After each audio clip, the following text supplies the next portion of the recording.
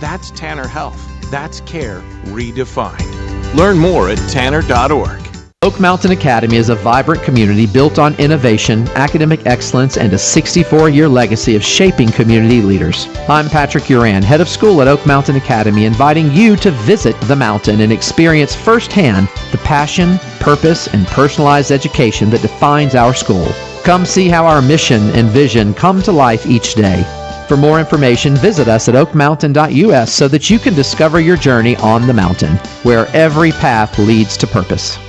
National headlines and the local stories you care about. WLBB, Carrollton. News Talk 1330, FM 106.3.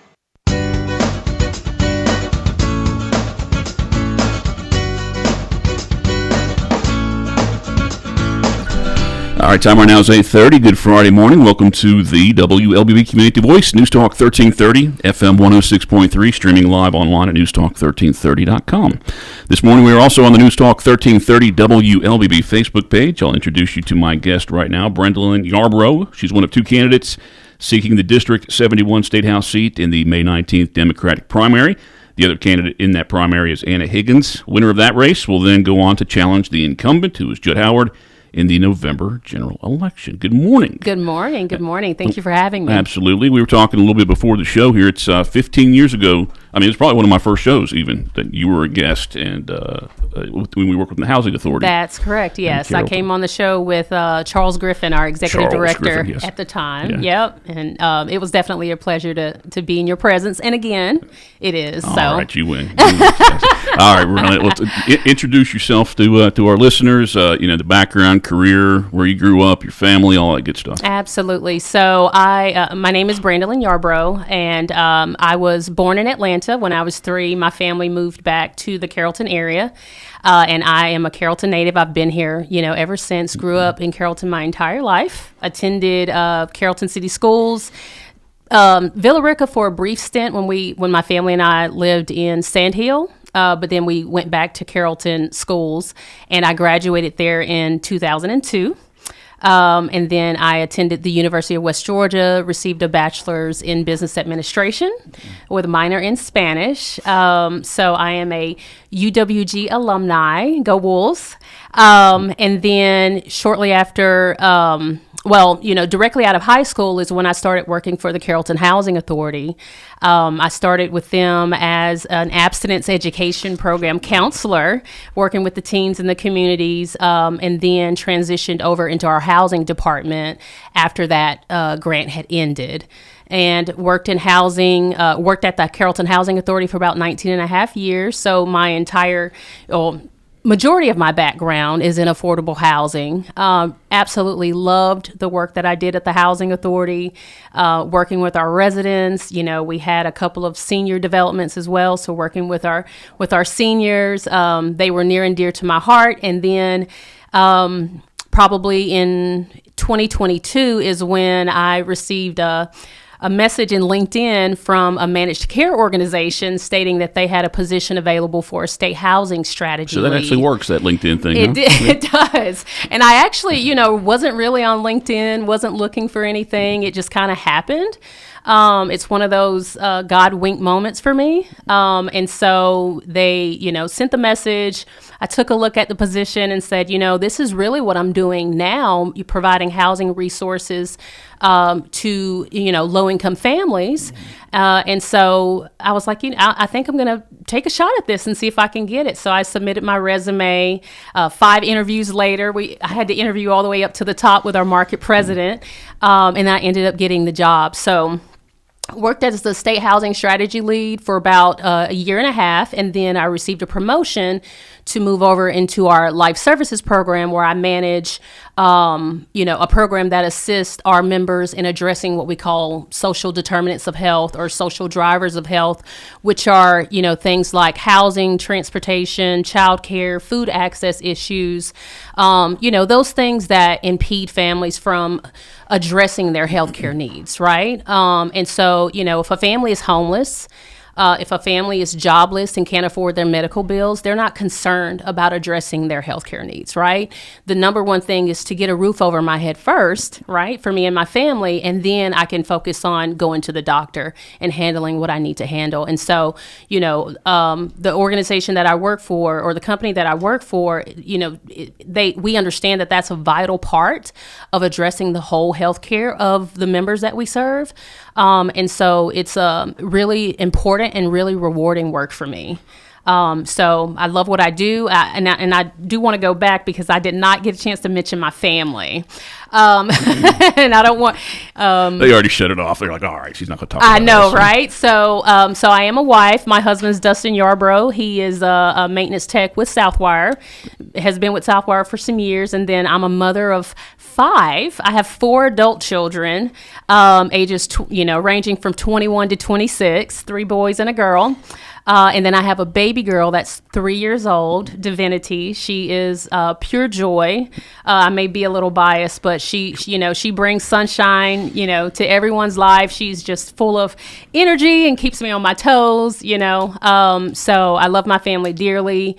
And that's definitely part of the reason why I decided to, run for State House, is because the state of our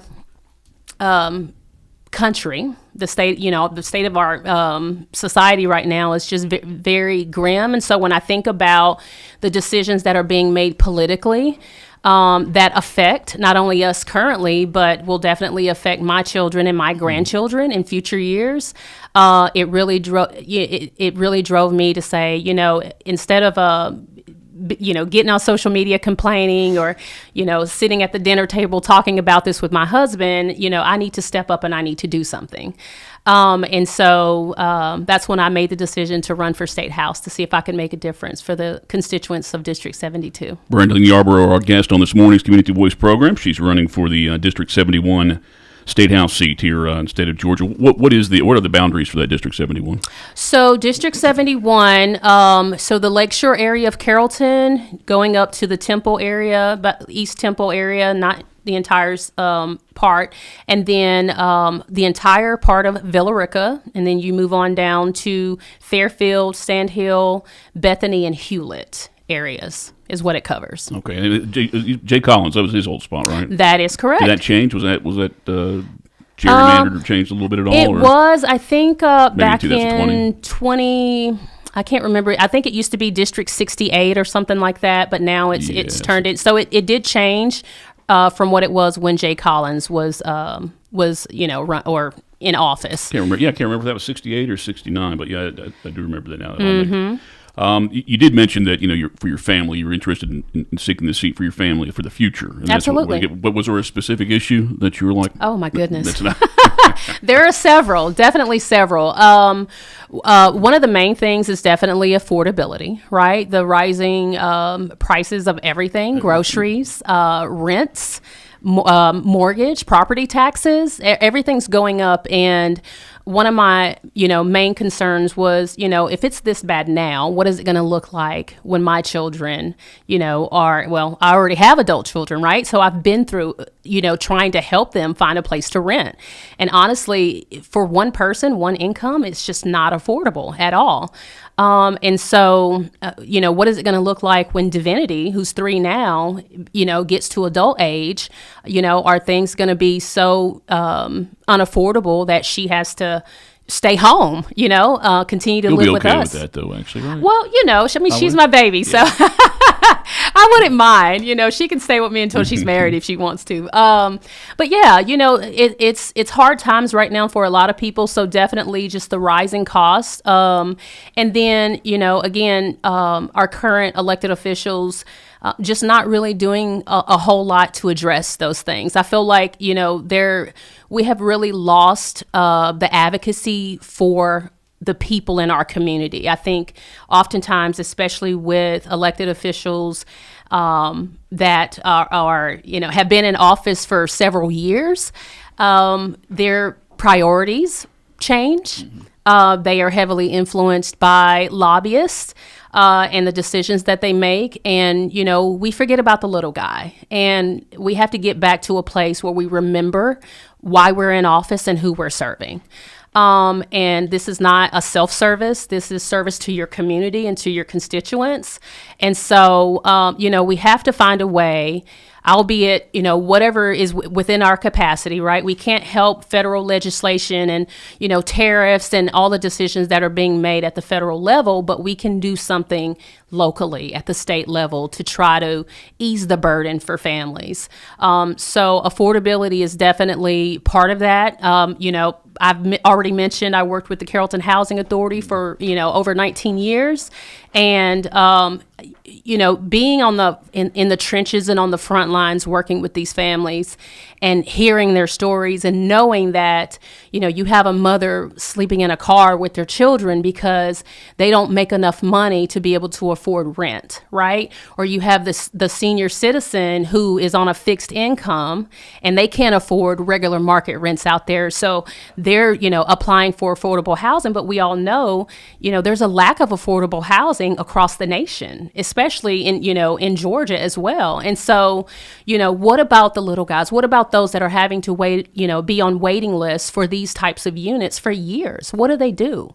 And so, it's things like that that really drive the passion behind, why I'm running. And I feel that, we can definitely make a difference. Again, we just have to keep the main thing. We have to keep our constituents at the forefront of the decisions that we're making. And so, when it comes to housing, all of the new housing units that we build in Carroll County cannot be for $500,000 homes. That's just not realistic for a lot of families. They can't afford it. They can't qualify for a mortgage loan to purchase a home like that.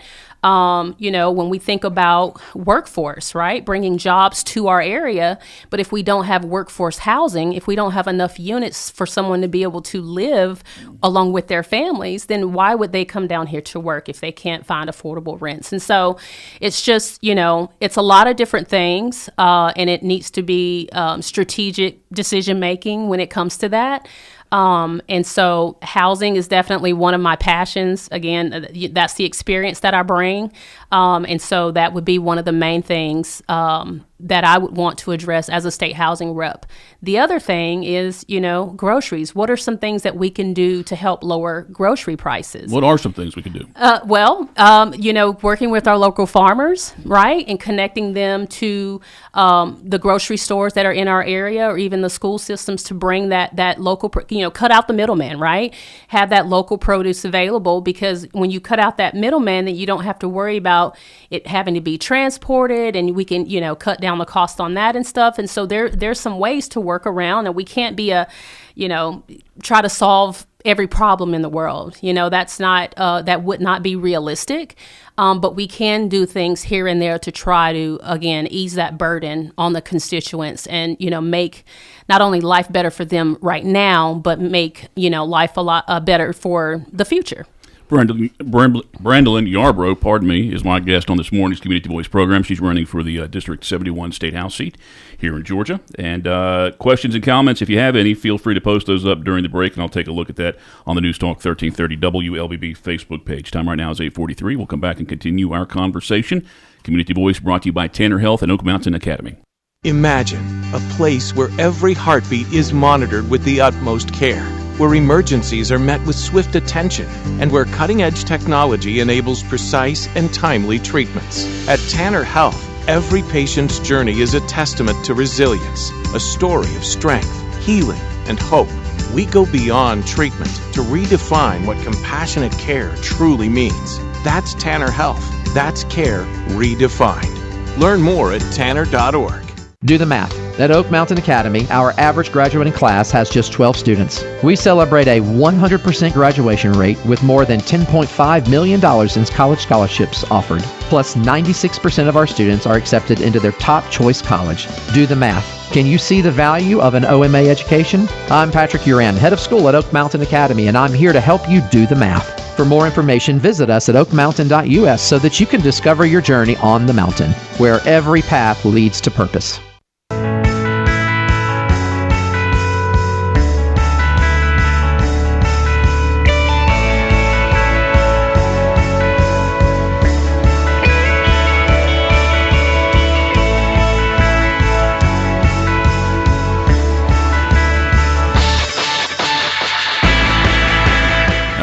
to the Community Voice here on News Talk 1330, FM 106.3. My name's Colin Worthington. My guest this morning, Brandolynn Yarbrough. She is running for the District 71 State House seat. And majority of Carroll County. Is it one county or is it a little bit in Douglas County? I forgot. It's just Carroll County. Just Carroll County. Yep. All right. The election day, early voting is ongoing now, and will go on next week. And the general primary is May the 19th.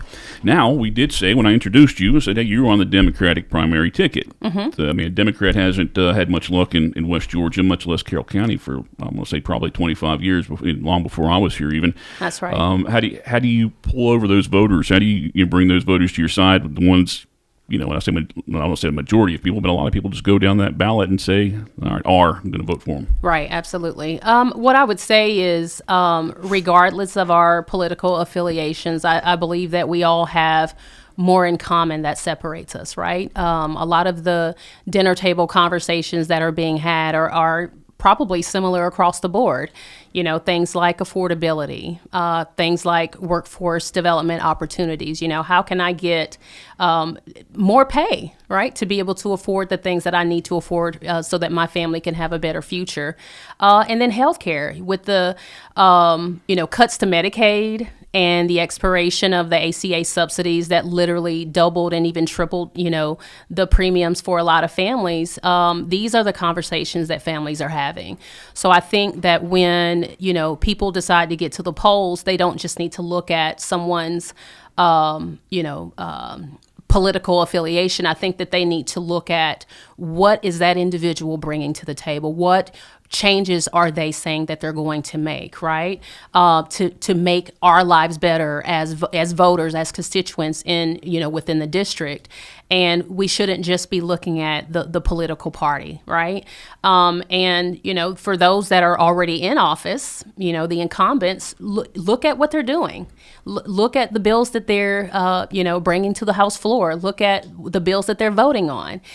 Are these bills in favor of constituents? Are they really going to help your daily lives? And it's important for us to do research. It's important for us to understand what folks that are there to represent us are doing. We can't just be used to the status quo and just doing it because, hey, this is how I've always done it. It's okay to say, you know what, I don't like the way things are going. I don't like the decisions that are being made. I don't feel like my life is any better now because of the elected officials that are in office, and I want to make a decision for something different. One topic that was, so this is an election year, so I know this topic, I don't know if it was legit or just fake because it wasn't an election year. Legislators in Georgia, they were proposing a state income tax, eliminating state income tax. Would you support eliminating the state income tax on tips and overtime pay? And what's your position on increasing the minimum wage to address the rising cost of living as we talked about? I would definitely support not completely eliminating, but definitely tax cuts for overtime and tips. I think that would not severely affect the state budget. We have to understand that the taxes go for a lot of great things that we need, like our infrastructure, like our school systems. And so a complete cut to that would probably, not help in those areas. But I would definitely, with no tax on overtime and tips, I don't think that would be a huge detriment to the state budget if that was proposed. So that would definitely be something that I voted on. And then what was the second part to that question? We did, minimum wage. Minimum wage, yeah. Absolutely. And I believe that was actually brought to the floor recently by a Democratic candidate to increase the minimum wage, and the Republican side voted against it. So, again, families are struggling, and, an increase to the state minimum wage would not harm our constituents like, someone actually stated it would. It would help our constituents because if we increase the minimum wage, that would literally have a ripple effect. Now, I understand, that it would affect businesses, but maybe there's another type of incentive that we could have for businesses if we did, implement an increase to the minimum wage. But it definitely needs to happen because, $7.25 an hour is just not feasible. It's lower than the federal minimum wage right now, and so Georgia has to do better. Brandolynn Yarbrough, our guest on this morning's Community Voice program. She's running for the State House seat to represent District 71, and that is Carroll County. It's not all of Carroll County, right? There's a little slither. There's a little slither for David Huddleston and Tyler Paul Smith. That's right. Yeah. That's right. Yep. Some people find that there's an issue with institutional investors buying single-family homes. It feels like it raises the prices on those a lot. Are there policies? Is there a way to approach that? I mean, can you do anything to make sure that doesn't happen? Absolutely. So there definitely needs to be stricter regulation on how many single-family properties that developers can purchase, right? Because what happens is they, purchase a plot of land and they build multiple homes on it and they jack up the prices of the rent. And what that does is it increases the rents across the board. And so that negatively affects our constituents. And so there needs to be a limit on how many rental properties they can either own or a percentage that they can have in our county for sure. All right, Brandolynn Yarbrough, our guest on this morning's Community Voice program. Time right now is 8:50. We'll take our final break and come back and wrap up our conversation with her this morning. Again, if you have any questions or comments, post those on the News Talk 1330 WLBB Facebook page, and I will try to share them in that final segment. Community Voice brought to you by Tanner Health and Oak Mountain Academy. Imagine a place where every heartbeat is monitored with the utmost care, where emergencies are met with swift attention, and where cutting-edge technology enables precise and timely treatments. At Tanner Health, every patient's journey is a testament to resilience, a story of strength, healing, and hope. We go beyond treatment to redefine what compassionate care truly means. That's Tanner Health. That's care redefined. Learn more at tanner.org. Oak Mountain Academy specializes in a customized designed academic approach tailored to meet the needs of our families. Our lower division prepares students with the necessary foundation to build excellence. Our middle division provides students with over 15 course offerings, providing them with opportunities to explore their talents and gifts. Our upper division provides personalized academic journeys, allowing them to achieve their dreams. I'm Patrick Uran, head of school, inviting you to journey with us. For more information, visit us at oakmountain.us, where every path leads to purpose.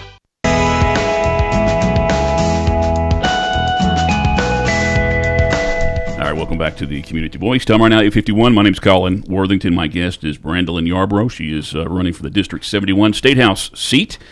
And Judd Howard is the incumbent there right now. And the winner she's on the Democratic primary, so the winner of that Democratic primary will face Howard in November. I'm trying to get a couple questions in here before we wrap up the show.